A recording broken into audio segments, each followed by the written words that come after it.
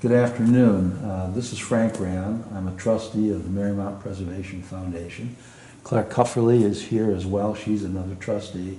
And we're interviewing a trustee, Dick Adams. And it's 2 o'clock and it's Tuesday, October the 27th. Dick, thank you for agreeing to be a participant. Glad to be here.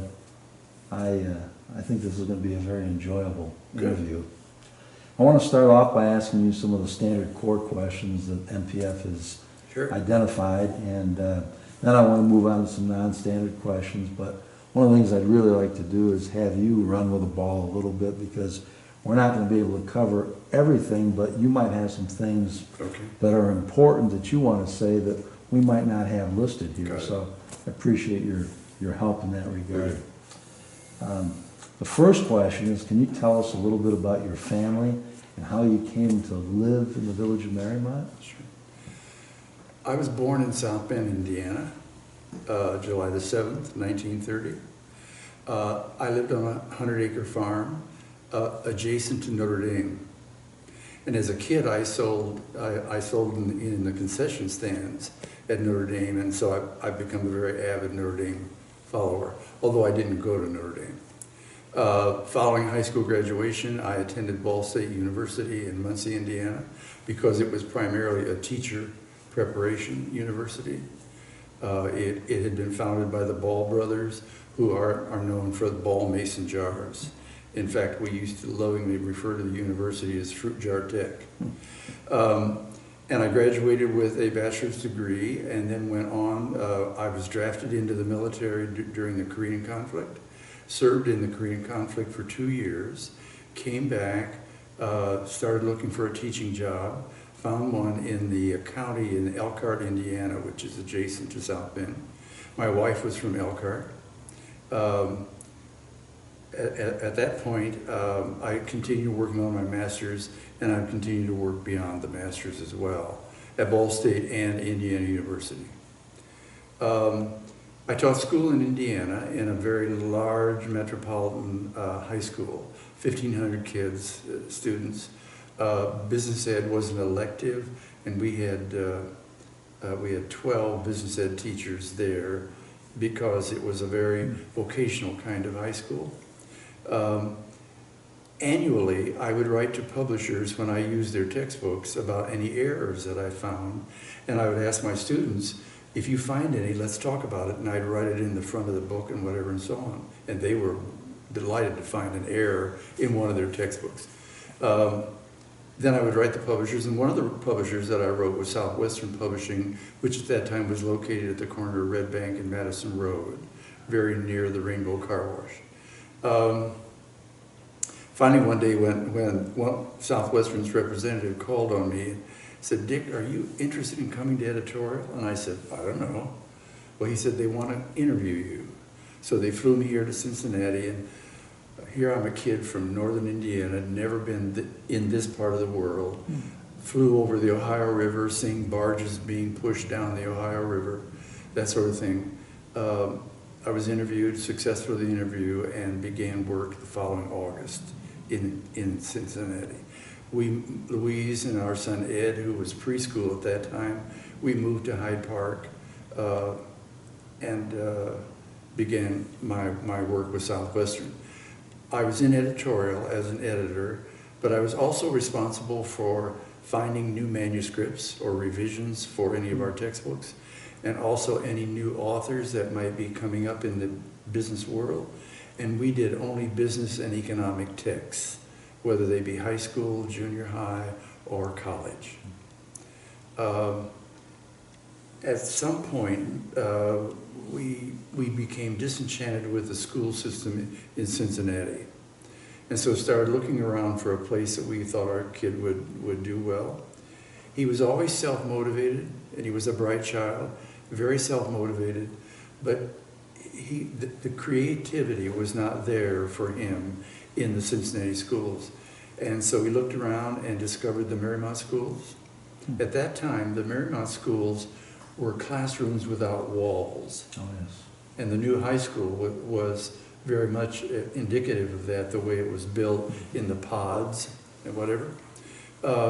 And that really turned our son on. He was in junior high at that point and became very, very, very enamored with it. So we moved here, bought a home on Linden Place, 2 Linden Place, and I still continued working at Southwestern. And what year was that, Dick? We moved here in 1973. Okay. And a couple of years after we were here, a Mrs. Gettleman over on Harvard Acres was a councilman at that time and decided that she wanted to resign and travel with her husband, who was a doctor at that time. And so they came to me and said, would you serve the rest of her term, which was 2 years? And I said that I would. And at that time, Clarence Erickson was mayor. And I said that I would. And through that process of the 2 years, I became readily aware that I felt that as a village government, we should be proactive rather than reactive. We were always reacting to a crisis of some kind, whatever it might be, and that I wanted us to become proactive. At one point, Clarence came to me and said, I'm not going to run again. He was a 4-year, 1-term mayor, and he said, I think you ought to take it. And I thought about it and subsequently ran and was voted in. My whole emphasis during that whole time that I was mayor for 8 years was to be as proactive as we could with social issues, whatever they might be, that were impacting our village. And one of the major problems that we had at that time were our sewers were backing up into people's basements. Okay, storm sewers. That was the beginning of the huge redo of the metropolitan sewer. And so I spent a lot of time with the county commissioners, visiting them and explaining what was going on.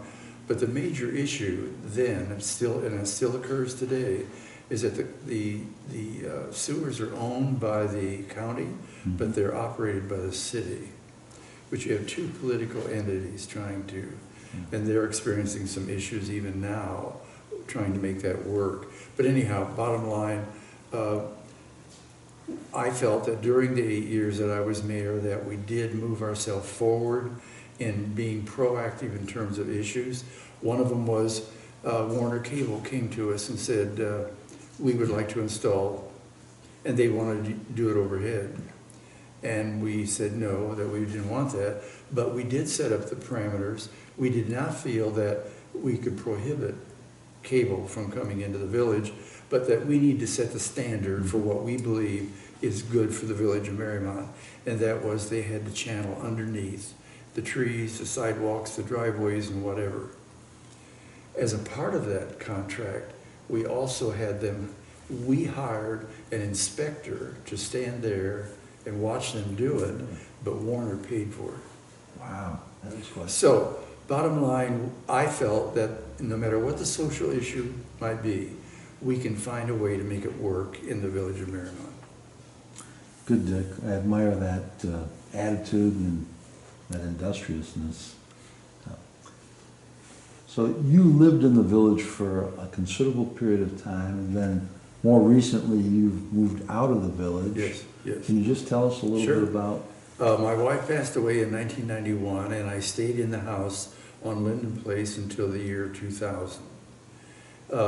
And just to show you how real estate sells in this village, we had some new neighbors, fairly young couple. One day they stopped by the house and said, we have some friends coming in from Chicago. He's a bond trader. He's coming to work for Fifth Third. They would like to live in the village of Marymount. Are you interested in selling your home? I said, well, I don't know that I am or I'm not, but if they'd like to take a look at it, I'll be glad to show it to them. So the next day they came to look at it. They brought his father with them, who was a real estate appraiser. I told him everything that we had done in the house since we had been there. I told him what the asking price was. I did not wish to negotiate that. And number 2, there would be no contingencies. They bought it as is, where is. They called me that afternoon and said, we'll buy the house. So at that point then, I moved into an apartment on Center Street, stayed there for 5 years, and subsequently then moved to a retirement community in Milford called SEM, S-E-M, Retirement Community. Very nice place, as I know firsthand. Let me ask you this. When you first moved here and you lived in Hyde Park, you cited the importance of the school system, the open classroom. But was there anything about the village in terms of its scale or character or something else that appealed to you beyond the school system, you and your wife? When Southwestern flew Louise and me here, we stayed at the Marymount Inn. Oh. And we walked about the village and just fell in love with it at that point in time. But that was 1967. There were not a lot of homes for sale in the village at that point in time. And Mary Sloan was a realtor here in the community. And we dealt with Mary, but could not come to find anything that we thought that would meet our needs. So that's why we subsequently looked at Hyde Park. Okay, I understand, thank you. Now, besides being mayor and a member of council, what other organizations have you been active in when you resided here or after moving from the village? Whether it's church or whether it's civic or... Okay. We were in Hyde Park, and to this day I'm a member of Hyde Park Methodist Church. We joined the year that we moved into Hyde Park, and I've continued my membership there. Anyone who knows me knows that I'm a fairly private person. Now, here I moved into public office, but if anybody knows me at all, they know that I'm a fairly private person. And so I'm not a social butterfly. So I didn't join organizations just to be joining them. If I couldn't add something to them, I felt that there was no need to do so. So I didn't join any local organizations within the village, other than I was involved in terms of village government. Okay. Now, you've already talked about the fact that you served on council and that you were the mayor, so we understand that. I'm not going to go into Let me add one more aspect while I think of it. Okay. At that time when you were mayor, you also ran mayor's court in the villages at that point in time. They no longer are operating that way, but at that time you ran mayor's court. And I found it difficult to sit in judgment of other individuals. I find that one of the most difficult part in terms of village government. But we had some very, very interesting cases. For example, one neighbor trimmed her other neighbor's bushes, and that neighbor came over and slapped her in the face. Okay. So she brought it to mayor's court for some decision, and I said to my wife that evening when I left for court, I'm going to lose a vote somehow this evening. I'm going to lose one vote. But anyhow, I found her guilty. She admitted what she had done. I found her guilty and handed down a minimum fine and whatever and so on. I said, however, I'm willing to remit the fine if you two will shake hands and go out of here talking to each other, because you got to go back and live next door to each other. Yeah. Well, she wasn't quite sure whether she wanted to do that. So I said, why don't you step out in the hallway and consider it? And when you're ready to make a decision, come back and let me know. She came back and she did ultimately shake hands with her neighbor and went back. Another case was one of our very active residents took his wife to lunch at the Marymount Inn and parked in a handicapped parking place and received a ticket. Came up to my office that afternoon and threw the ticket on my desk and said, what are you going to do about this? Well, first of all, it's against the law for me to discuss the case outside of the courtroom unless our solicitor is there as well. I said, I really can't discuss this with you here. However, your options are, you can come to mayor's court and you can make a statement regarding what you've done and whatever, and I will make a decision based upon it at that time. He didn't like that idea, so he stormed out of my office, went down to the police chief's office, and essentially the chief told him the very same thing that I did. He ultimately paid the fine. I think it was $25 at the time. He ultimately paid the fine, but to this day has not spoken to me. No kidding. Yeah, Oh, it's that kind of thing that you encounter in public office. Yeah, public servant. You really are. You really are. Wow, that's interesting. Yeah. Imagine there are other stories you can tell us some wild too. ones Yeah. about the dog. That all right. Tell us a little bit about some of your impressions of the village, past and present. Okay. First of all, I like our form of government. I love the fact that we have a council of people that live in this community. We have some very, very talented people in this community. Architects, engineers, lawyers, school teachers, Procter & Gamble people, General Electric people. We have some really talented residents. During the time that I was on council, for example, we passed the architectural legislation regarding the historical part of Marymount. Mm-hmm. And that was not an easy sell, because what some of the residents ultimately think is it takes away their freedom of their property. But what I tried to sell is that it protects your property from anything around you. That's really why we have zoning laws. Exactly. Zoning laws are only to protect you from me and me from you. That's the only reason. So ultimately we did sell it. There were a number of people on council, a couple of them who were very vocal against it, but it did pass, and to this day I am thrilled that we have that legislation in place. But I believe that we had in place then, and we have in place now, the possibility for talented people to be very much a decision maker in this community. Yes. While you're mayor, for example, and at that time we purchased the streetlights, our cast iron streetlights from Duke, purchased them back, and went ahead and bought others to replace the ones that they had taken away. One of our residents from General Electric came to me and I said, I don't know anything about illumination. He gave me a 1-hour classroom study on illumination and how white lights can be, and rather than yellowish street lights or pink, they could be white. You learn from the residents themselves. And I love that interaction between really talented and qualified people. I found that if you just put the word out, for example, I was concerned about the health and welfare of our street trees, and so developed a committee of residents who volunteered and people on council that we worked together and we hired an urban forester, and he assisted us in terms of walking all the streets of the village. All the residents saw us walking the streets of the village, marking any trees that needed to be taken down, any trees that needed to be sprayed or whatever, or fertilized. And with that idea, we divided the village into quadrants, 4 quadrants, and it took us 4 years to complete the project. Oh, interesting. But when we were finished, I felt we had very healthy trees. But it's those kind of things you can do in a community of this kind. A larger city, I'm not sure that you have that.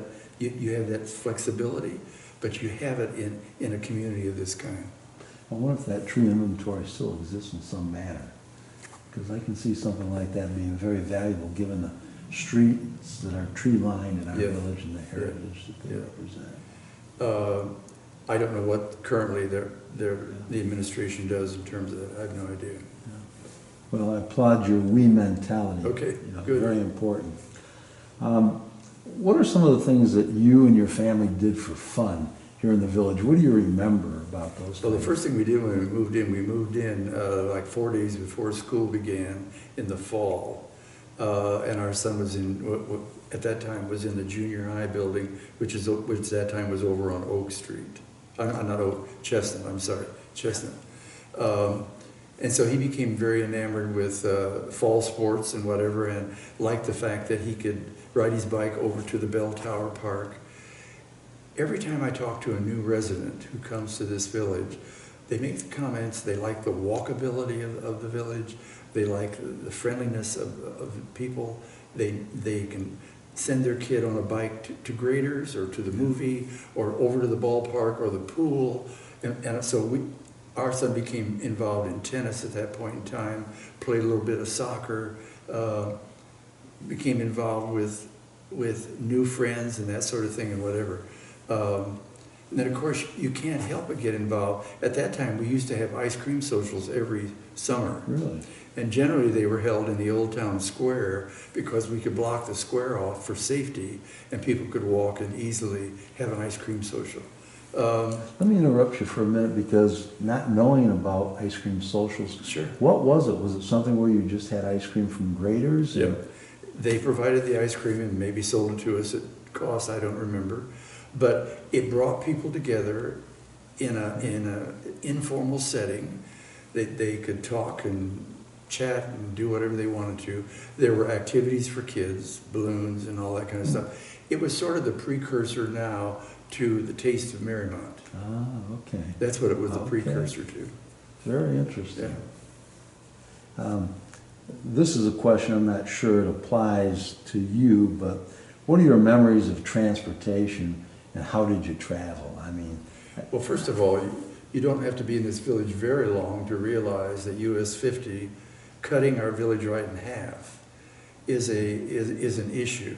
The police will tell you that it brings unsavory people in the community, drugs, all kinds of things. But it brings a lot of traffic through this village. Yeah. And one of my appeals to the county commissioners was, I was concerned about the safety of the school children walking along US 50, particularly that portion that is near the library where the only thing separating them is a curb. yeah. And the yeah. traffic is going very swiftly by them. I asked the county commissioners to come and meet with us, and we stood on the corner where the library is now Mhm, located and listened to that traffic in the morning. The county commissioners came. I remember Mr. Taft was one of them, who subsequently became Taft. governor. Yeah. And we stood there and talked about our concern for the traffic in this community. And council was there, and neighbors came, and it was really a neighborhood government function. They listened, the county commissioners listened. Bob Taft turned to me at the end of the meeting and said, "You control the speed in this community." Mm. He wasn't willing to say that it was their problem. What he was saying was, you got a police department and you control the speed in this community. So was there a light there or not? There was no light. Yeah, well, yes, There was a light. but not, Okay. but not like the current one. Okay. So I immediately met with the police chief and said, we need to draft some sort of a proposal that we're going to slow the traffic down in this village. And he came up with a proposal that we embraced, and we began working daily just to slow that traffic down. Breaking people's habits. Yeah. That's difficult. I found it interesting that the county commissioner made the point that you control the speed in this village, we don't. Yeah. So it's that kind of it. But traffic Yeah. has always been an issue, always. One of our residents, Helen Cantrell, who worked on that for years with ODOT and the county commissioners and whatever, trying to get some relief in terms of a relocation of US 50. Yeah. They don't call it that anymore. They refer to it as a relocation of 32, is what they call it now. Yeah. But anyhow, yeah, we dealt with traffic. What can you tell us? There's been some changes in terms of the retail and the restaurants in the village. When you were the mayor, were there some other shops and some other restaurants like Sure. the Villager? Of course, the village kitchen, the village Yes. kitchen was Yeah. well known. I found it interesting that a woman by the name of Plate, Plate, ran the village kitchen. I thought that was kind of ironic. Yeah. One of the things I did every year when I was mayor is in February, had an open house in the morning. We had a breakfast. We served rolls or muffins and coffee and soft drinks or orange juice, and had a meeting in the council chamber and invited all the businesses in the village of Marymount. Mhm. We invited the villages of Fairfax, Newtown, Indian Hill, invited them to come as well. And we talked about the issues that we saw or people suggested to us in terms of the issues that were involved in Marymount. As a takeaway, with Marymount Florist, I purchased carnations, red carnations, because it was February, and paid for those so that they individually, everyone, male or female, took away a red carnation. And what that did was people would say, "Where did you get the carnation?" "Well, I was at the mayor's breakfast." So we did that every year that I was mayor. And I found not only were the outlying villages interested, and they also wanted to discuss their issues, Yeah. but they also wanted to hear about ours. You wonder why that tradition hasn't continued. I don't Seems know. like it. Yeah. But another business, for example, we wanted to make the Old Town Square as active as we could. Yes. And one of the businesses that was fairly successful there was the Shaker Seed Box. And we kept hoping that we could get additional businesses in that area. At one time, the Dilly Deli was located just off the square, the Old Town Square. That building, by the way, previously was the original Kroger store. That's where Kroger's was located originally in the village of Marymount. I didn't realize that was the building. That was the building. That was the building. So, so engineers, architects, they started coming in using the offices for professional reasons. The offices on the street level. We had a lawyer or two that operated out of there. But we were always trying. The problem was, what has been inherent in this village since it was built, that parking is at a premium. Yeah. And people don't like to walk too far from their car to where they shop. So subsequently, we had a tough time selling the Old Town Square.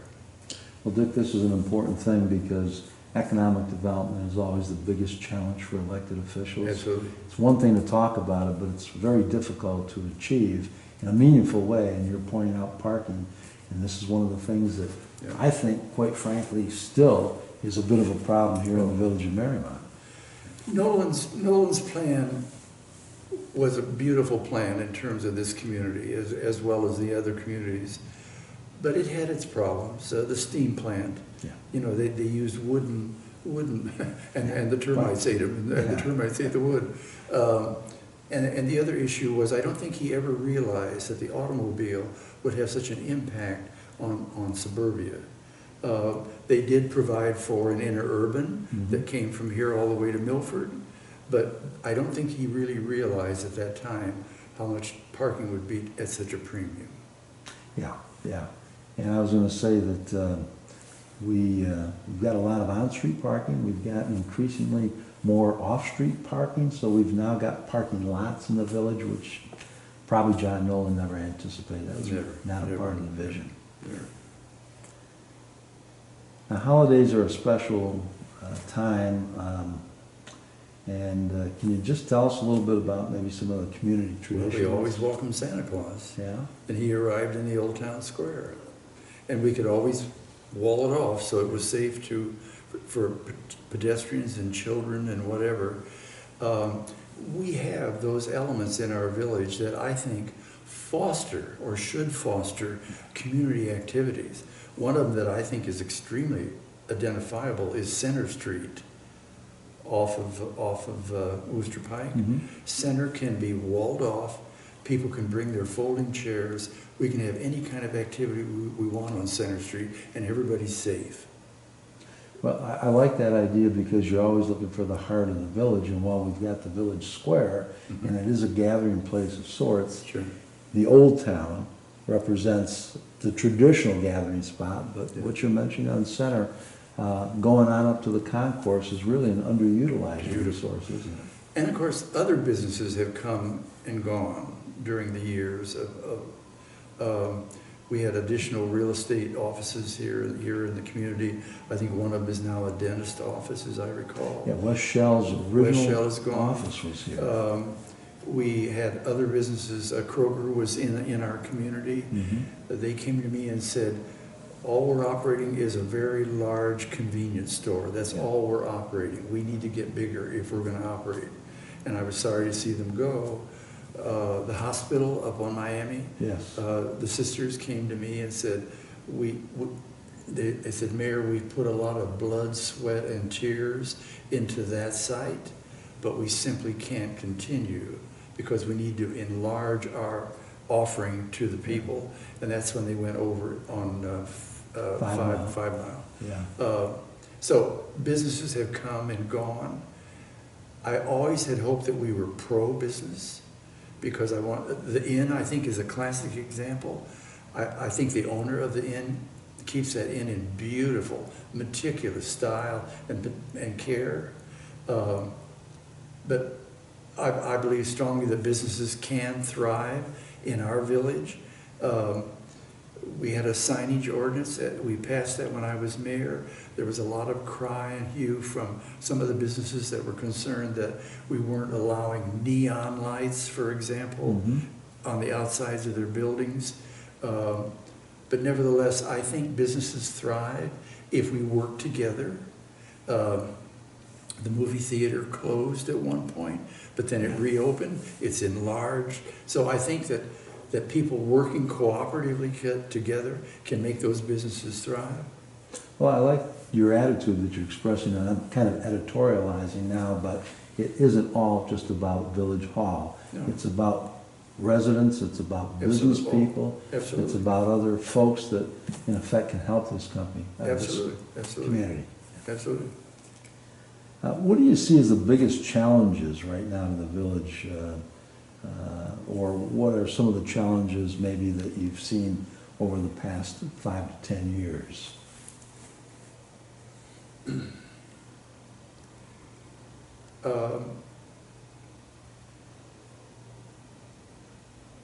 It seems to me that we need cooperation between village government and the people that exist in the village.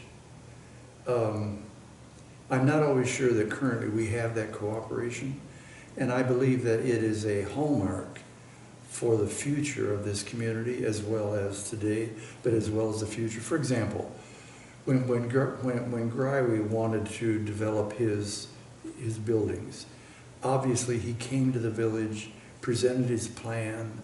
The village had to modify some of our zoning and whatever.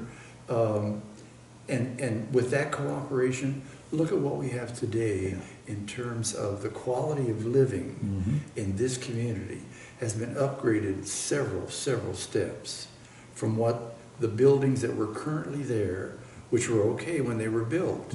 Many of them were just 4-family apartment buildings, but they had outgrown their utility. And therefore, he was able to move into that area, and look what he's done to our community. He's made a major impact on the quality of living in this community.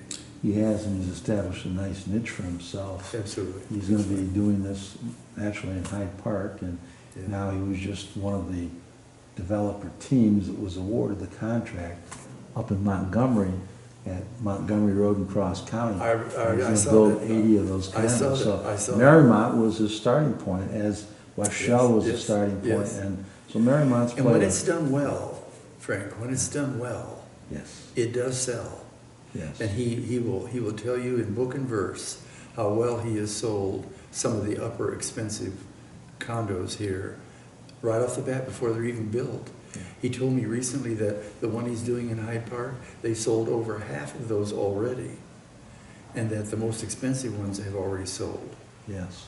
Isn't that interesting? And we're bringing in people from outside the immediate village, but people, they're not moving here at that stage in their life because of the schools, but they're moving here for the quality of life, the walkability, the character, the restaurants, And that's what Mary Emery preached. She believed that that with her travels in Europe, she saw small villages where people lived very close together, very harmoniously, and any age level. And that's the thing that she tried to capture here. And I think it works. I think that's one of the hallmarks of Marymount. We're a very small, big city because we've got that range of housing, a range of prices. Right.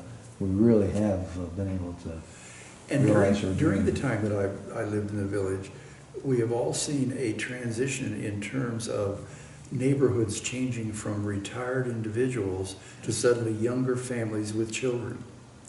They're coming because of the schools, and that's another aspect of this village, that the better the schools, the better the village. And we support those schools with levies, because all of our people feel very strongly that that does something to this community. So people, for example, when I moved to Linden Place, Louise and I were the only one that were younger and had a child. Everybody else was retired. When I left Linden Place, I was the retiree and everybody else had children. It's an interesting transition. It absolutely is. Yeah. Let me ask you this.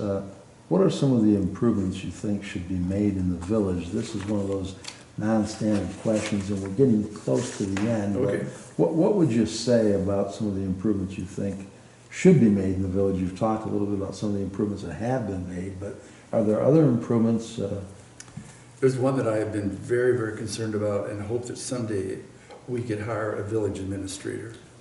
And I'll tell you why. I spent 8 years up there. My file cabinets were stuffed with correspondence of all kinds. When I left, the next administration just tossed all of those files and started over. You lose the continuity between the effort and the work of one administration to another without a village administrator. Fairfax has hired a village administrator. I think that person, I've never met her, but I think that person more than earns her salary in terms of continuity in village government. She knows, she remembers because she's been there. She's got the files to document it. Yes. In terms of what has happened in that village and why it happened, so that they can fall back on that in terms of building in the future because we made this decision in 19 whatever. Yes. We lose that continuity when one mayor, however long in office, steps away and a new administration moves in. The only continuity we have is that we have a village secretary who generally is retained from one mayor to the other, but that's all. We have no other continuity other than that. When Ken Tiemann left as building commissioner, I was very concerned about our whole operation in terms of the quality of the housing in this community. It happened after I was out of office. But my point is, I knew how well controlled Ken and his endeavors kept the village of Marymount in terms of the quality of the construction, that sort of thing. People didn't always like his decisions. Yeah. When we opened up Spring Hill when I was mayor, we took the Silver Spade out of its cupboard and took it up to Spring Hill and broke new ground with it on a Saturday morning when Jack Hodel and Coors were developing that. People didn't always like the length of time it took to get a building permit. Yeah. They didn't always like the suggestions that Ken made. So I would ask people, after the addition to their home was built, I'd stop and take a look at it and say, what do you think? Do you like it? Et cetera, et cetera. Yes, I'd say, tell me what you sincerely feel in terms of our building department. And they'd say, well, we didn't always like this or didn't always like that. But now that we've built it, we feel very strongly that it was the right decision. So when we opened up Spring Hill, I said to Ken, if we have to hire an additional architect to study those plans, we need to get the thing moving as quickly as we can. And we did hire outside people to assist Ken in terms of reading all of those building plans. One of the issues that I had while I was mayor was that the streets in Spring Hill were built without any inspection from the village. They completely built them, put the curbs in, and then came to us and asked us to accept them. Yeah. Ken said his biggest concern was he didn't know what was underneath there. He had no idea what the underlayment was. And there's only one street in, and it's the same street out. So if anything happens to that street, So I contacted the Hillside Trust here in Cincinnati, and I said, I need to know more about our hillsides in this village. They told me that you only need to drive down Wooster Pike and look at the greenery growing on the sides of the hills, and pretty soon you begin to see the trees do this. What's happening is very, very slowly, those hillsides are adjusting and they're sliding very slowly. Now, when we have a lot of rain, you'll get a lot of mud activity, and sometimes you get a major slide along Wooster Pike heading into the city. But when you drive down, anytime at all, watch the greenery, and you'll begin to see trees doing this. When that happens, you know that our hillsides were left over from the great glacier that came through here. And they're made up of gravel and all kinds of stuff. It's not real stable. It's not real stable. Yeah. So their response to me was, you need to be concerned about that hillside that Spring Hill is built on. Yeah. So in order to try to satisfy them, because if we didn't accept the streets, then the residents up there had to pay a fee to their home ownership group in terms of snow removal, repairs on the streets, sweeping the streets. We didn't do anything to them because they weren't ours. But what I did say to them was, we would take on those activities if they would give us a bond to cover any possibility of any slippage on the hillside. And they chose not to do that. And of course, I didn't win any friends in terms of, but what I was trying to do was to protect the village. Because during the time that I was mayor, we had slippage over on the Miami Bluff area, behind the pergola, whatever that's called. Yes, yes. We had slippage, and we had to go in with riffraff, or whatever they call that, very large riprap, and then heavy stones to stabilize that hillside. Knowing that, I didn't want the village to get involved in another hillside that we would be responsible for. Now, I'm thankful that I don't see any problems in terms of their street and whatever, but the issue still registers in the back of my mind. It's a possibility. Yeah, they were built to a different standard. Right. And I know the same things happen. But they have now been accepted. Yeah. They've now been accepted. Let me ask you a little bit about the library. Do you remember when the library came? The library was here, and the high school, they were both here when I moved here. And of course, they were designed by Jack Odell. Yes. And Jack was a resident of our community. That's the only thing I know about them, is that. Okay, that's interesting. And they do they're patterned after an Indian whatever. Okay. If you look at the high school and the pods, that's done to replicate an Indian community, teepees.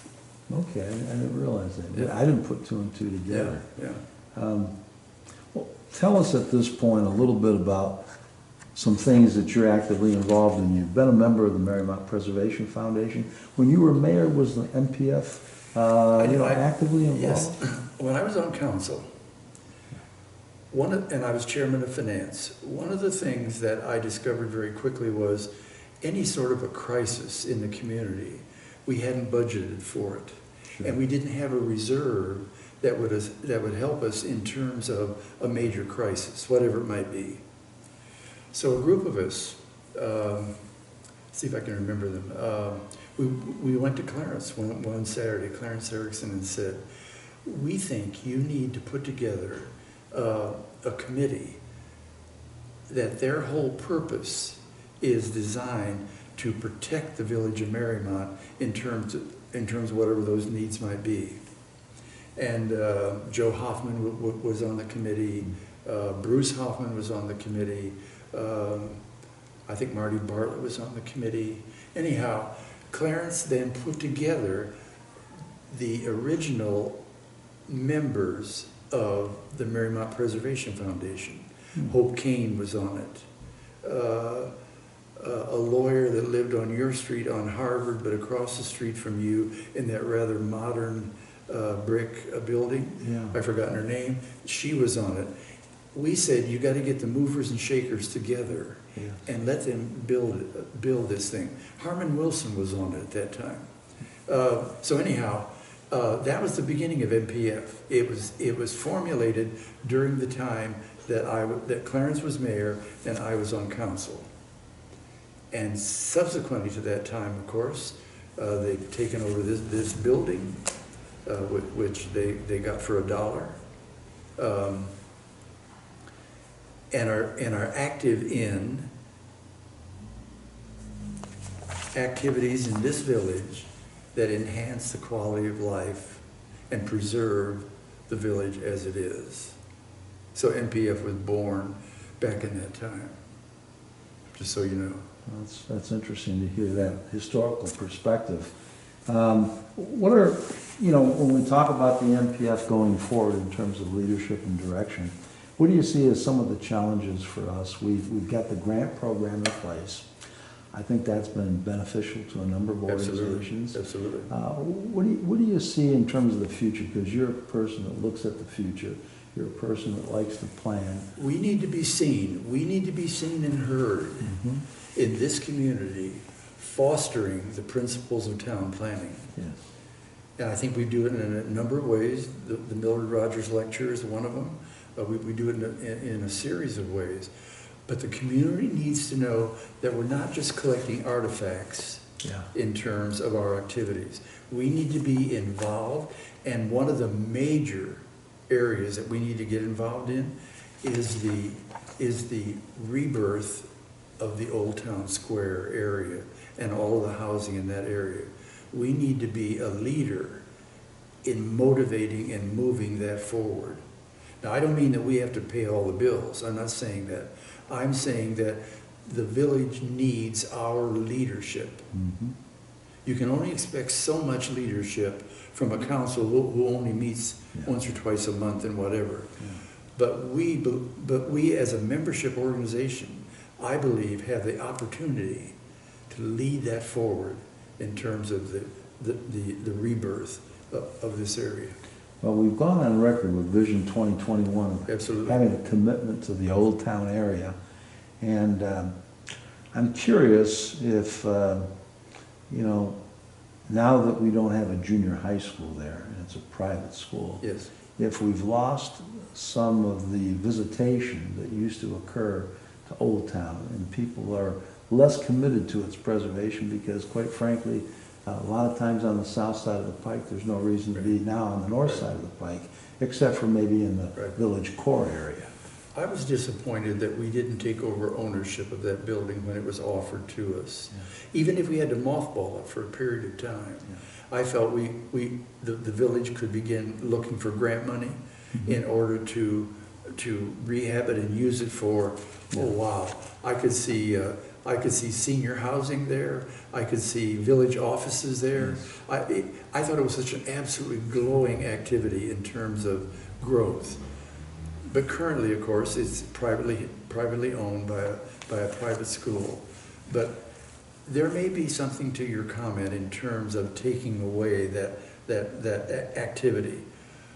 But I believe that with a lot of work on our part in terms of, and it may well be that we need to move into a 3CDC type of organization that will then build and rebuild these apartments and whatever, always keeping in mind that we want to preserve them to any degree that we can. Yes. The recent teardown of the ones on Beach Street, to me, illustrates that we need to be more closely allied. Now, that isn't the historic district, but right across the street it is. And right across the street is Karen Ketzel, who, if anyone in this village has maintained a 4-family building, Karen Ketzel has. Beautiful, absolutely. And now she's facing that redo right in front of her. I believe that, frankly, that we dropped the ball in terms of that. But what do we do now to prevent it from happening again? Well, I want to ask you a couple questions, again, related to the MPF as well as the village, and I'm talking about the appointed officials on the ARB, the Planning Commission, and then the elected officials on council. But let me ask you this.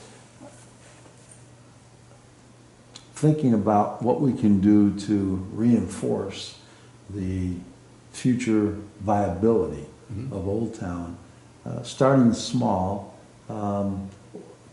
a little thing like the former Kroger building, the former fire station. Yes. What do you see as potential opportunities there? Do you see any room for the village to come back in and maybe create some offices there? Do you see that? Absolutely, absolutely. Recently, when we did the bike tour through the village, we stopped in front of the firehouse. And of course, we commented on the fact that I don't think that firehouse would house a current day truck, because the trucks are much bigger today than they were at that time. But there is a building designed by an architect and whatever. I believe that we should make every effort possible to preserve that. Now, it may well be that if the opportunity comes up, we need to go out for grant money and buy the building. And then we design what we think the use should be for that building. Yeah. The Kroger building is a possibility, or any of the other. For example, if a 3CDC bought a 4-family unit, completely rehabbed it, sold the unit, made a profit, and took that profit and moved on to another one. It's step by step. Yes. And they're small steps, Yes. but eventually you've got a Gryway development is what you've got. In my estimation, it can be done. It can be done. Well, I hope it can be for the future of the village, because So I do think I. that's the core of the village, and that really sets the standard for what this village is all about. Well, I've enjoyed my years in this village with the quality of life in this community. And it does have that aspect on any street that you go on.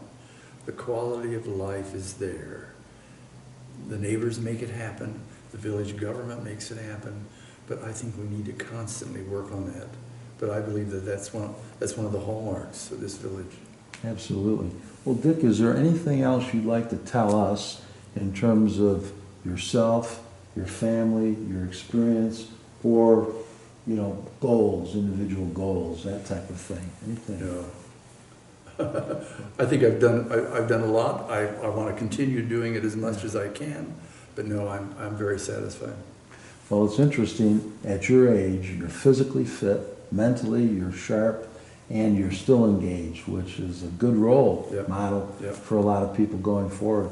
On behalf of NPF, myself and Claire, really like to thank you for sitting down and talking to us. It's been a joy, and I look forward to continuing to work with you and learn from you. Godspeed.